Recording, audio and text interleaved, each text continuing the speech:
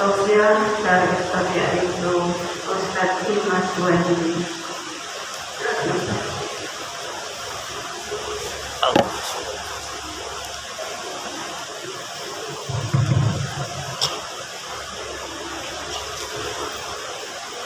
Assalamualaikum warahmatullahi wabarakatuh.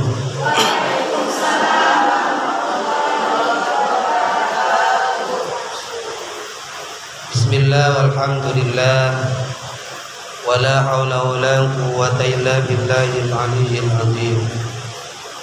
Wassalatu wassalamu ala asyrafil anbiya wal mursalin Sayyidina wa maulana Muhammadin wa ala alihi wa ashabil mujahidin at-tahirin amma ba'd. Qala rabbi shrah li sadri wa yassir li amri wahlul 'uqdatam min lisani yafqahu qawli. Subhanaka la ilma lana illa ma 'allamtana innaka antal alimul hakim. Hadratil kiram, para nyai-nyai, para ulama yang kami hormati, para segenap ibu nyai-nyai, tuan-tuan, puan-puan, enci-enci, ya, terutama ketua majelis taklim,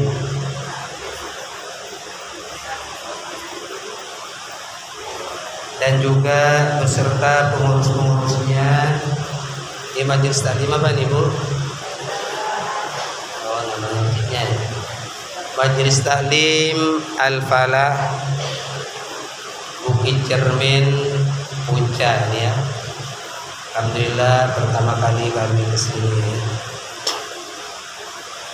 Puji syukur kehadirat Allah Subhanahu wa taala atas segala rahmatnya, taufiknya, dan hidayah yang telah diberikan oleh Allah Subhanahu wa taala kepada kita semua ini, sehingga kita ini selaku ibu-ibu masih bisa menyempatkan diri untuk menuntut ilmu, untuk mendapatkan ridha Allah, untuk memperoleh rahmat Allah, yakni dengan menghadiri majelis taklim. Mudah-mudahan ibu-ibu yang dalam keadaan susah kemudian dibahagiakan, yang dalam keadaan repot kemudian direnggangkan oleh Allah Subhanahu wa taala. Dan mudah-mudahan yang dalam keadaan banyak hutangnya Bu ya, mudah-mudahan dilunasi oleh Allah. Amin Allahumma. Secara singkat saja, berapa menit? 4 menit, setengah jam ya. Nanti kalau ada yang mau tanya aja Bu ya. Lebih senang kalau ada pertanyaan. Secara singkatnya, bahwasanya kita ini di hari Kamis sekarang ini, yakni ada di bulan yang penuh dengan keagungan. Ada di bulan yang bulan ini dijadikan bulan termulia oleh Allah Subhanahu wa taala, yakni bulan Dzulqa'dah, bulan Dzulqa'dah. Lah ini ibu-ibu, banyak di kalangan masyarakat ini banyak yang tidak mengindahkan dengan datangnya bulan Dzulqa'dah ini. Sehingga bulan Dzulqa'dah ini, biar nanti terjadi pertanyaan ya, sehingga dengan datangnya bulan Dzulqa'dah ini, karena terjadi antaranya Syawal dan juga terjadi antaranya bulan Zulhijjah, terjadi antaranya hari raya Idul Fitri dan juga hari raya Kurban. Banyak kalangan masyarakat yang mengatakan bulan Dzulqa'dah ini adalah bulan terjepit. Sehingga di kalangan masyarakat, karena dikatakan bulan terjepit, seakan-akan bulan Dzulqa'dah ini dikatakan bulan kesialan. Sehingga banyak sebagian masyarakat ingin mengadakan acara di bulan Dzulqa'dah, ingin mengadakan resepsi pernikahan, dia banyak menghindari, kan banyak itu ya. Ini di Jawa-Jawa banyak. Karena apa? Karena bulan ini dikatakan bulan Dzulqa'dah, bulan terjepit, dikatakan bulan sial. Sehingga untuk mengadakan acara, ingin mengawinkan anaknya, mengadakan haflah imtihan dan sebagainya, banyak orang-orang yang menghindari daripada bulan Dzulqa'dah. Padahal bulan Dzulqa'dah ini adalah merupakan bulan yang mulia. Sesuai dengan katanya Allah Subhanahu wa taala, firman-Nya Allah, "Inna iddatas syuhuri indallahi 12 syahran fi kitabillah." Bahwasanya Allah, secara terjemahnya, Allah menciptakan bumi ini, Allah menciptakan bumi ini juga menciptakan bulan yang sebanyak 12 bulan. Lah, bulan yang sebanyak 12 bulan ini, Bu, ada yang diistimewakan oleh Allah Subhanahu wa taala, yakni dikatakan Ashhurul Hurum, dikatakan bulan-bulan yang mulia. Apa bulan yang mulia itu? Katanya Allah Subhanahu wa taala, minha arba'atun hurum. Dan di situ Allah menciptakan bulan yang sebanyak 12. Allah menciptakan 4 bulan yang sangat istimewa. Yakni yang pertama adalah bulan Dzulqa'dah. Yang kedua bulan Dzulhijjah. Yang ketiga bulan Muharram. Dan yang keempat adalah bulan apa, Bu? Bulan Rajab.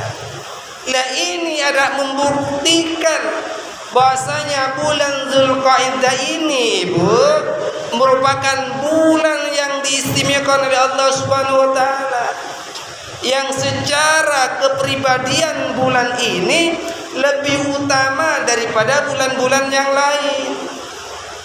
Maka sangat beruntung ibu-ibu, di bulan sekarang ini, di hari sekarang ini, di jam sekarang ini masih bisa menyempatkan diri untuk mengadakan majelis taklim. Apa katanya Allah Subhanahu wa taala? Faedah-faedah yang terkandung di dalam keempat bulan itu, yaitu Dzulqa'dah, Dzulhijjah, Muharram, Rajab. Katanya Allah Subhanahu wa taala, di sana Allah akan melipat gandakan amal-amal perbuatan kita, amal-amal soleh kita, termasuk pergi ke majelis taklim. Ya, Bu, kalau sumpahnya di bulan yang kemarin ibu datang dapat pahala, juga dapat pahala. Tapi kalau sekarang menghadiri majelis taklim, pergi ke masjid, di samping iktikaf, Allah Subhanahu wa taala akan melipat gandakan amal-amal perbuatan soleh kita. Ya, Bu, nah, itu adalah merupakan keistimewaan daripada bulan Dzulqa'dah.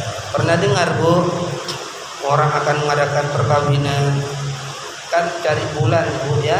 Sebagian ada, oh jangan, ini bulan terjep, katanya Maduranya, katanya orang Bawennya, bulan takepe. Nah, ya, bulan terjepit.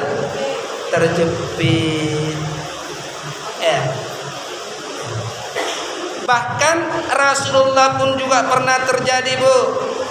Ya, dari istimewanya bulan Dzulqa'dah ini, dari istimewanya, fadilahnya, keutamaan di bulan Dzulqa'dah ini, sampai-sampai Rasulullah mengadakan akad perkawinan di bulan Dzulqa'dah. Istrinya Rasul kan banyak ya, banyak. Di antaranya Rasulullah kawin dengan istrinya di bulan Dzulqa'dah, kawin dengan Siti Zainab.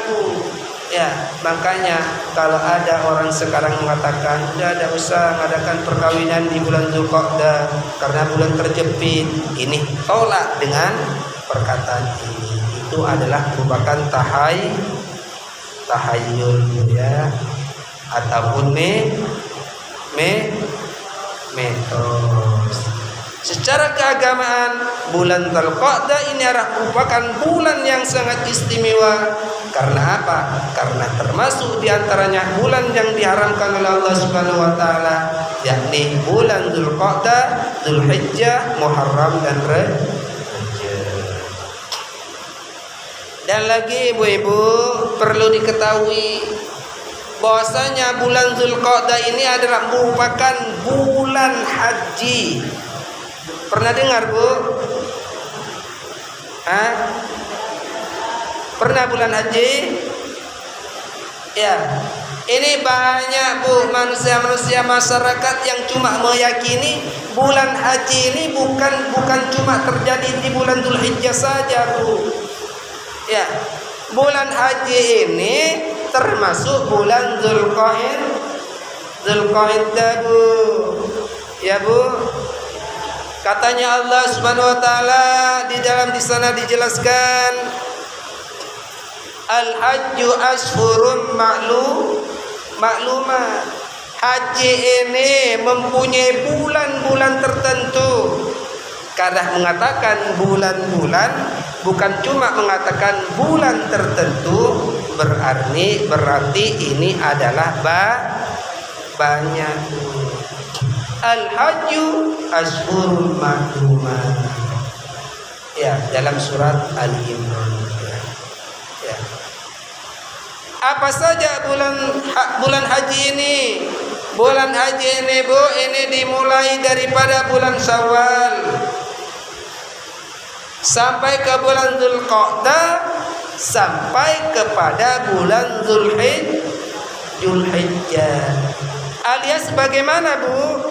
Alias bagi siapa saja yang ingin melaksanakan haji, yang ingin melaksanakan manasik ke Baitullah, maka di bulan Syawal sudah diperbolehkan untuk niat.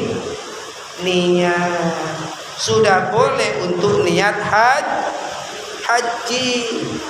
Di bulan Dzulqa'dah sekarang ini yang masih tinggal 40 hari haji, pelaksanaan hajinya ini sudah diperbolehkan untuk niat. Ya Bu. Berarti andai kata mereka itu sudah pergi ke haji sana, kalau mereka sudah sampai ke tanah haram, sudah bisa melaksanakan umroh. Umrohnya apa? Umrohnya sudah niat umroh haji, sudah boleh. Cuma kenapa kok mereka itu tertentu pada bulan haji tanggal 9, 10? Karena apa? Karena diwajibkan untuk wukuf di Mina, mabit berdiam diri di Muzdalifah. Itu ya Bu.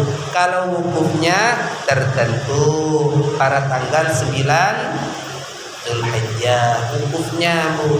Tapi andai kata mereka itu sudah melaksanakan umroh sekarang, sudah boleh. Umroh sekarang semuanya, tapi umrohnya di sana, Bu, bukan umroh di sini ya. Di Mekah. Andai kata mereka itu melaksanakan umroh haji, walaupun belum sampai bulan Dzulhijjah, sudah diperbolehkan haji umroh sekarang ya. Sudah boleh. Nah, nanti kalau sudah sampai bulan Dzulhijjah, tinggal wukuf, tinggal melempar jamroh ya, Bu. Tinggal jamroh. Bagi orang yang mampu, nanti ada juga disunatkan ataupun ada juga yang diwajibkan untuk memotong korban di sana. Ibu-ibu yang kami hormati ya.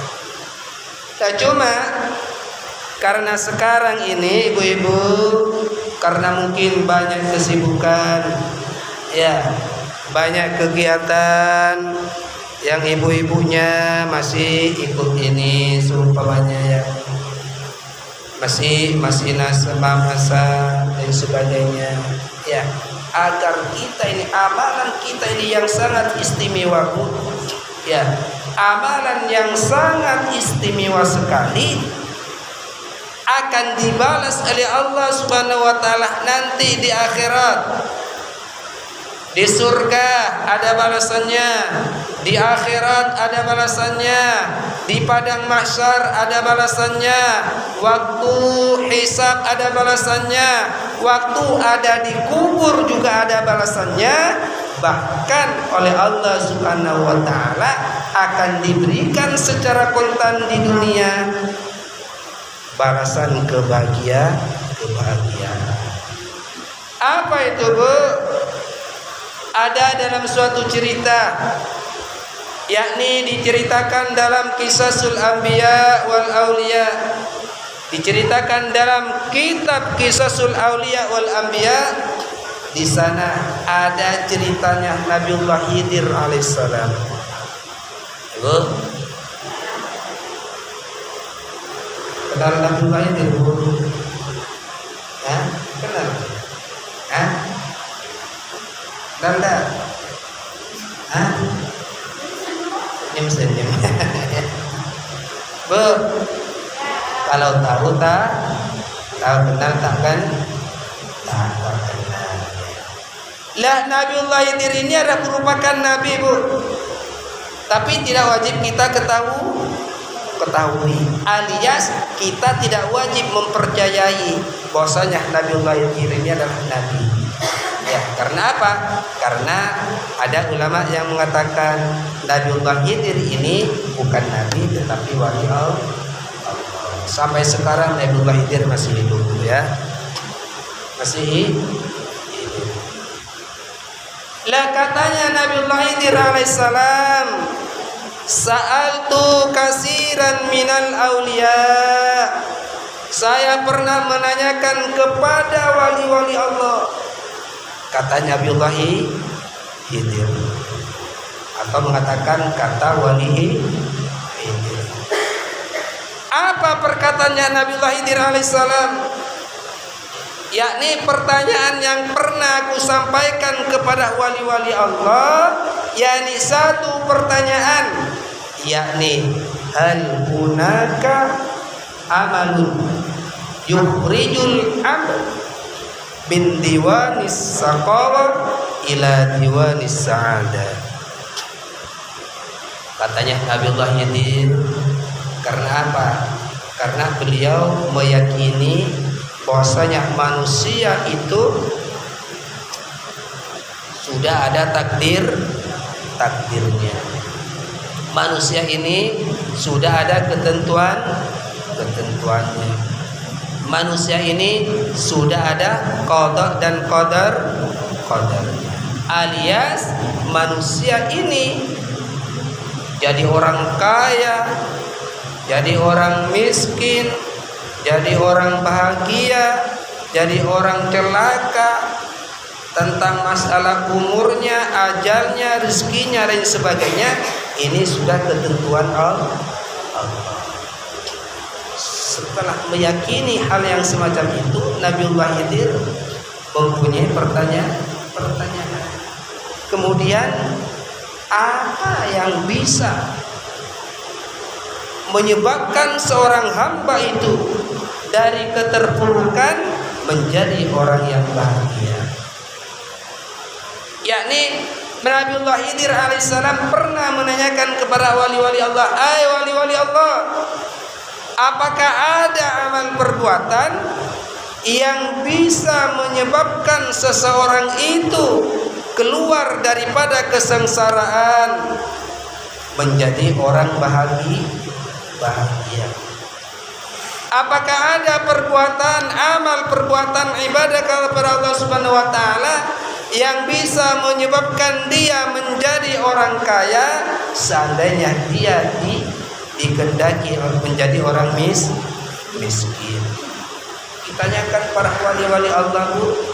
Wali-wali Allah itu tak seorang pun yang bisa menjawab kepada pertanyaan Nabiullah ini. Tapi tak bisa. Karena apa? Karena qada dan qadar sudah dipastikan Allah. Ketentuan seseorang sudah ditentukan Allah. Kemudian setelah lama kelamaan, hatta sa'altu Rasulullah sallallahu alaihi wasallam, sehingga katanya Nabiullah Khidir alaihissalam, karena wali-walinya Allah itu tidak bisa menjawab, aku pergi kepada Rasulullah, menanyakan kepada Rasulullah, "Hai Rasul, apakah ada amal perbuatan yang bisa merubah kepada nasib seseorang sehingga menjadi nasib yang lebih bagus?" Kata mereka, kehidupannya miskin.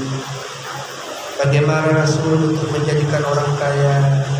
Kalau seumpamanya dia telah oleh Allah Subhanahu wa taala telah ditentukan umurnya seumpamanya cuma 40 tahun, kemudian dia menjadi 60 tahun.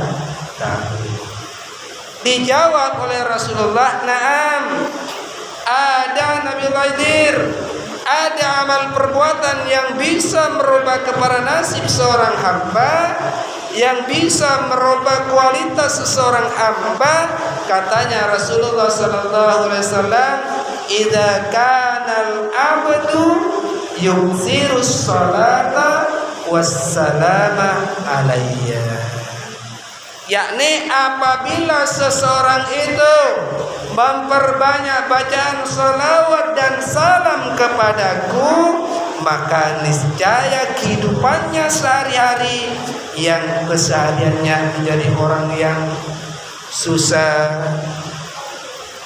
jadi orang miskin, ya digunda gulana, ya sompek, ya katanya Rasulullah bisa dirubah itu dengan syarat harus memperbanyak bacaan salawat dan salam kepadaku. Ya Bu, sempat baca salawat Bu? Insya Allah salawat saja tak sampai 2 detik sudah. Salawat saja Muhammad 1 detik, 1 menit dasar.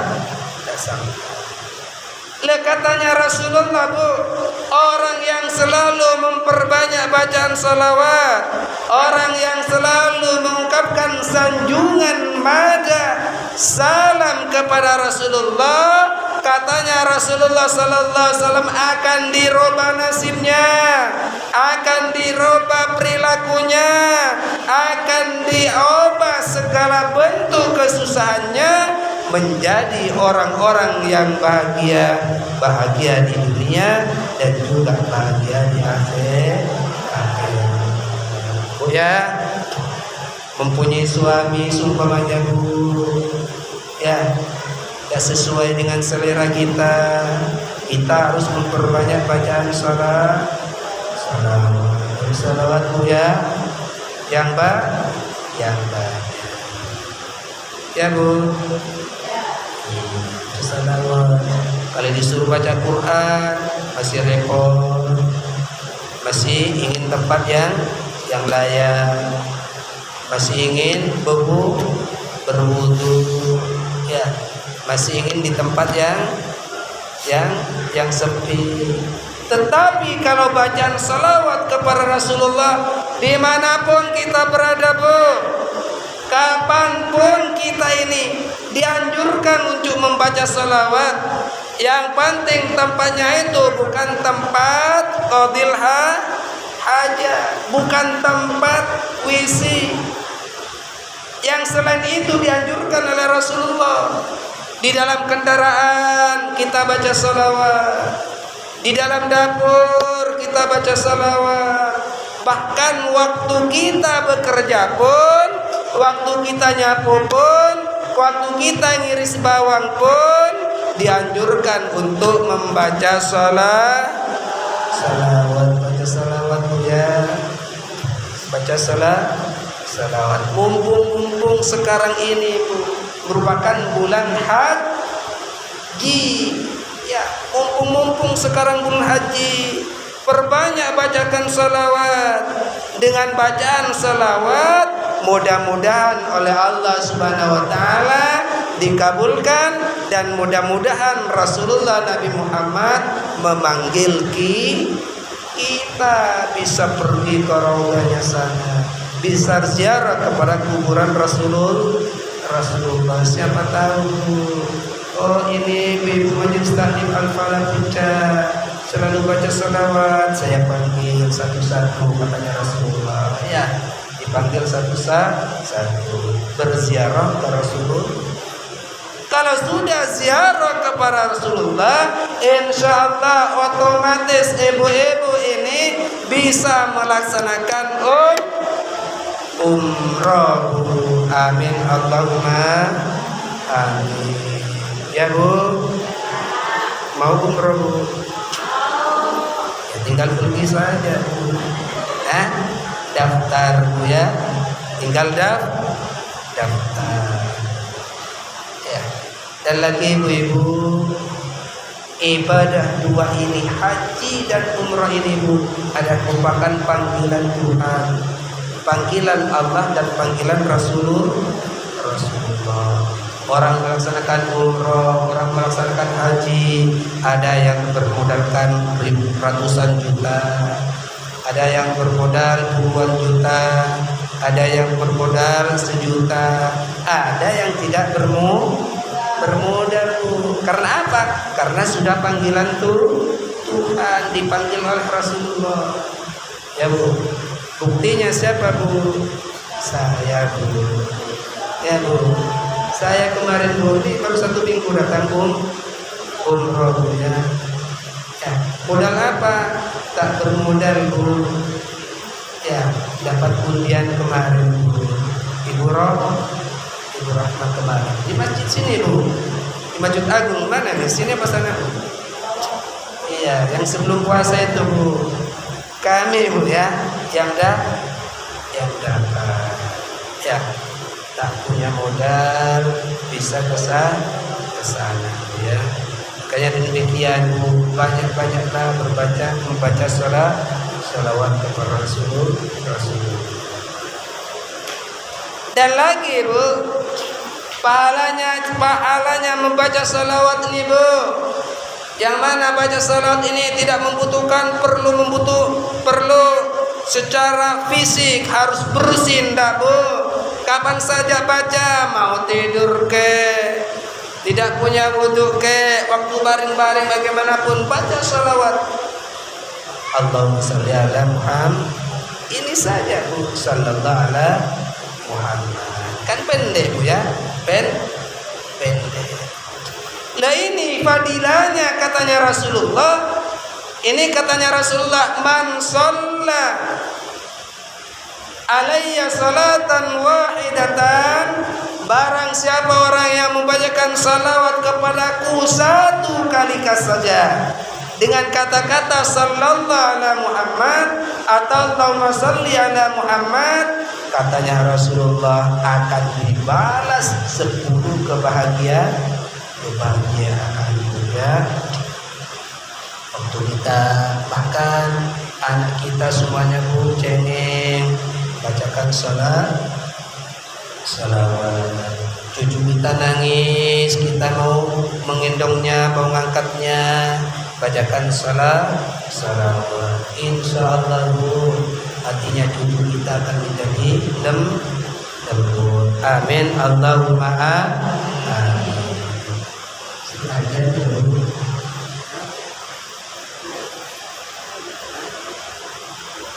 Bu, oke, baca salawat Bu ya. Baca salawat dulu nih Bu ya. Ini masih anu nih Bu, karena di sana panas Bu ya. Pak, panas. Ya Rasulullah,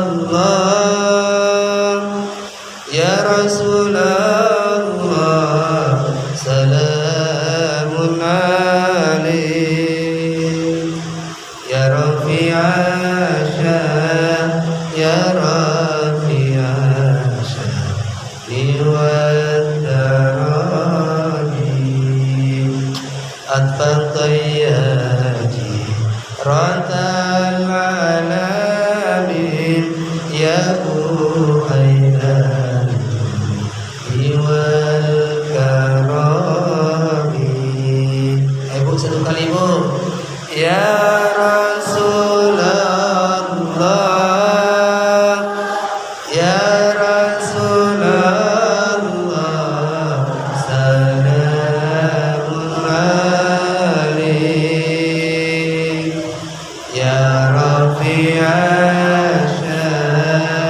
ya Rafi'asya, liwadarani,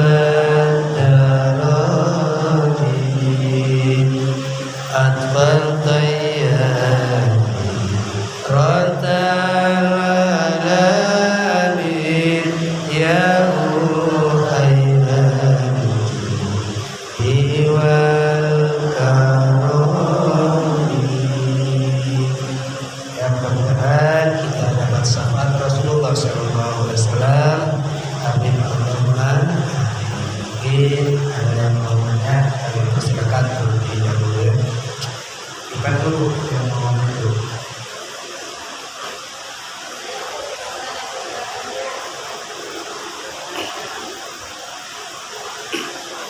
Ada yang mau nanya Bu?